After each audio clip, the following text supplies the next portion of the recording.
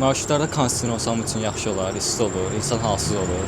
Pis təsir eləyir, şoförün özünə də pis təsir eləyir. Bunu marşrut sürənlərin bölgə eləməlidir da.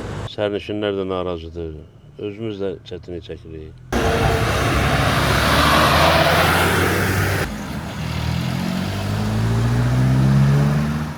Göyçay şəhərində şəhərdaxili marşrut avtobuslarında kondisioner sisteminin olmaması yay mövsümündə sərnişinlər və sürücülər üçün ciddi çətinliklər yaradıb. Havanın kəskin istiləşməsi ilə birlikdə ictimai nəqliyyat vasitələrinin daxilində temperatur normadan xeyli yüksək olur. Nəticədə sərnişinlər, xüsusilə uşaqlar, yaşlılar və sağlamlıq problemi olan şəxslər uzun yol ərzində ciddi narahatlıq yaşayırlar. Sürücülər isə günün böyük bir hissəsini isti və havasız şəraitdə keçirdiklərini bildirirlər.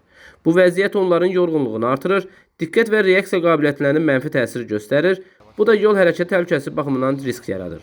Sərnişinlərdən çox özümüz çətinlik çəkirik, çünki bütün günü sükan arxasında olur, amma sərnişin 10 dəqiqə 15 dəqiqə otur gedir. Yəni ümumiyyətlə çöldən avtobusun içi hiss olur. Sərnişinlər qeyd edirlər ki, yay aylarında kondisionersiz avtobuslardan istifadə çətinləşdiyinə görə bir çox insanlar alternativ nəqliyyat vasitələrinə üstünlük verir. Bu da şəhərdaxili hərəkətdə əlavə sıxlıq və narazılıqların yaranmasına səbəb olur. Qane etmir. Marşrutlarda kondisioner olsam üçün yaxşı olar, isti olur, insan halsız olur. Belə marşrutlar kondisioner olsa yaxşı olardı. Bölgə eləməlidir, şərait qurmalıdır ki, bu cəmaatın təzyiqi var, ondan sonra xəstə adamlar olur.